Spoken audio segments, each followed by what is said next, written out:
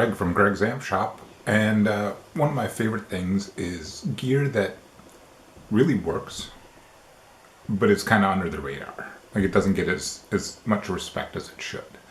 I want to show you an amp that I think is underrated.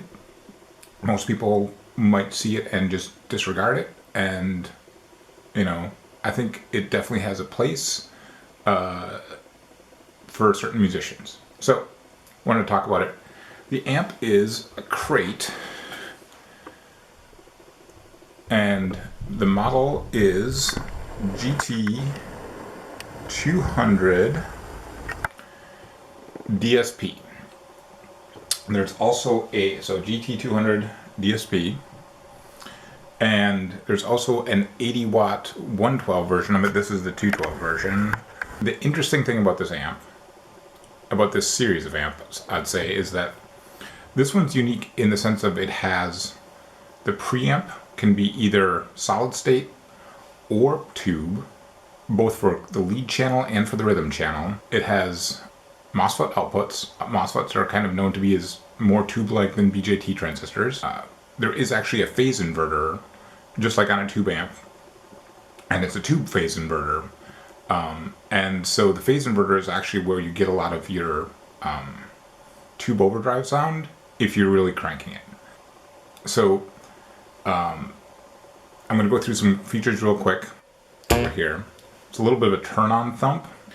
I don't know if they all do that or if it's just mine, but so one thing you'll see over here, this counter over here, that's the digital effects setting, and some of the models, some of the older models did not have this little display here. You had to kind of look and see where your dial was and just know it by what number it is. The dials on here are terrible. They're impossible to see. Like, you've got this whole row of little gray knobs and little gray writing, so that's pretty terrible. That being said, it is what it is.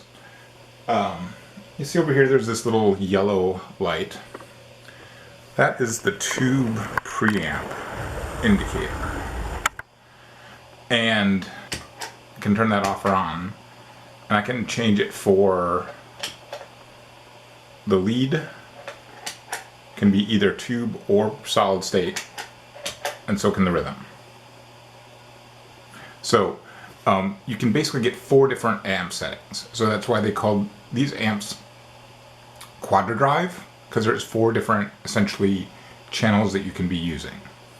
And so I'll give a quick demo of them and just give you a sense of what they do. For guitars, I'm using a J. Tercer SG copy, which I really like, but it is not a high-end guitar in any way. And so, starting off with, so I'm on rhythm channel. So if I go, my rhythm channel has low, medium, high tone and a level control. I'll turn the level down a little bit. Then over here you have your DSP. So this is your effects and how much of the effects, it's like the effects level for each channel, lead and rhythm. And this is the chorus, and chorus depth and rate. And then this is your DSP setting. 15 is some sort of a reverb. I think it's a spring reverb. Basically there's a chart you have to look up to access it. And so right now I have the equalization set. Low pulled back a little bit, mid I've got dialed all the way back, and high is about straight up. The mid pulled back all the way, that's to get it a little bit more of a Fender sound.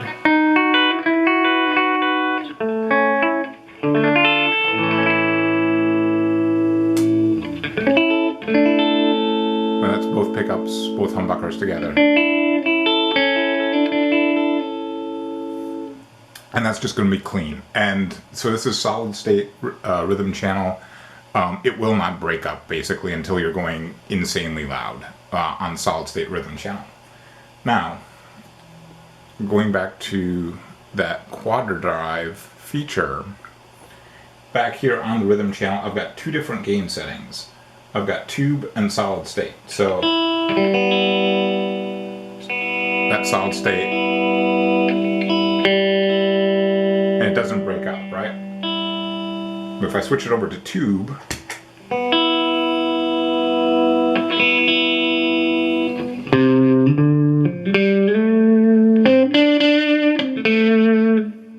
so you actually get some crunch on your rhythm channel by using the tube preamp. And so you can set this gain here to get your amount of crunch that you want, and then you set your overall volume over here with the basically master volume for rhythm channel. All right. Let's make this a little quieter so we don't kill ourselves.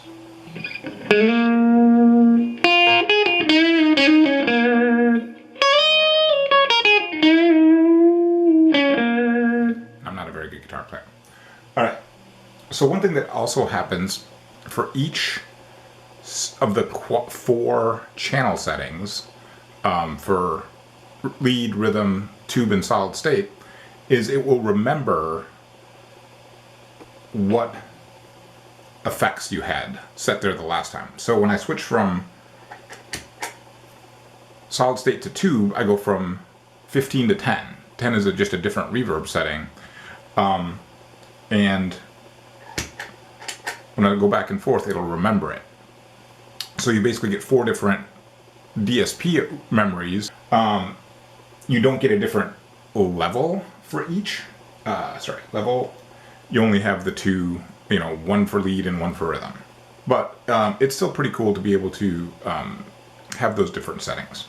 And then real quickly, let's do some lead. Right now I'm on solid state because you can see the tube is not lit up. So this is my solid state gain.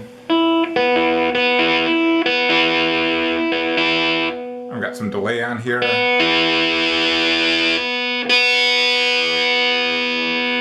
can get totally buzzy and scooped on this.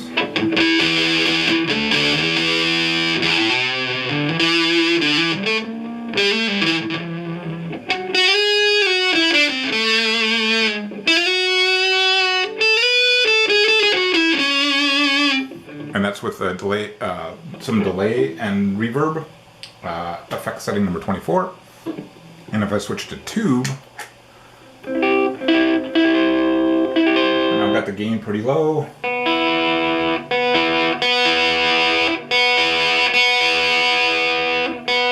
So maybe I want to set that for more of a crunch thing.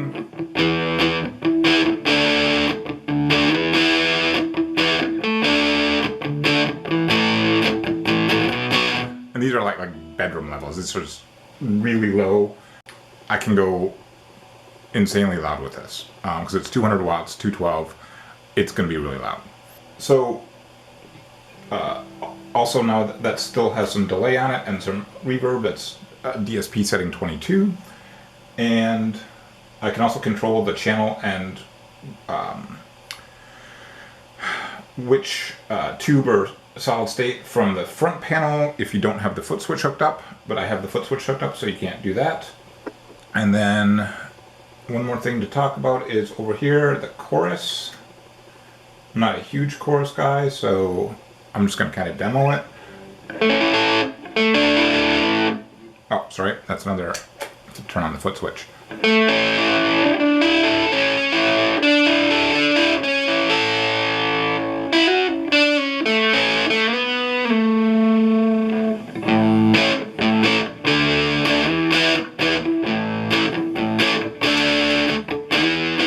Let's chorus off. So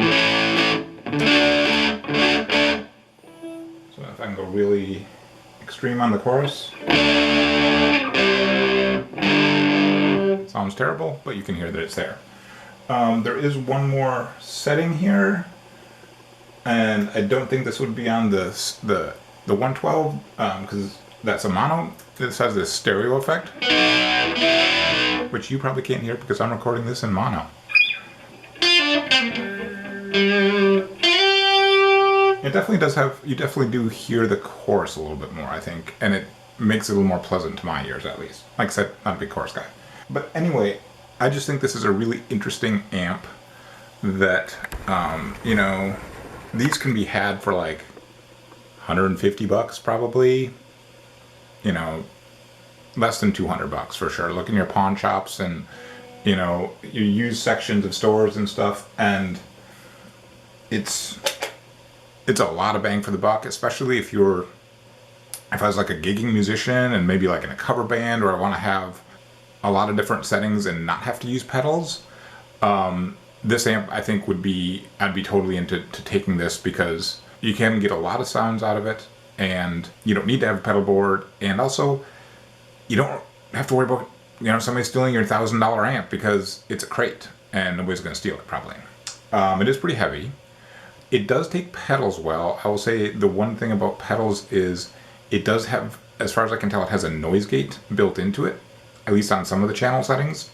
And if you have a noise gate on your pedals, you get some weird interactions sometimes, and they're kind of fighting each other and things like that. So that's just something to be aware of. You know, if you get a chance, check it out. And, you know, let me know if this little review is useful at all. Thanks.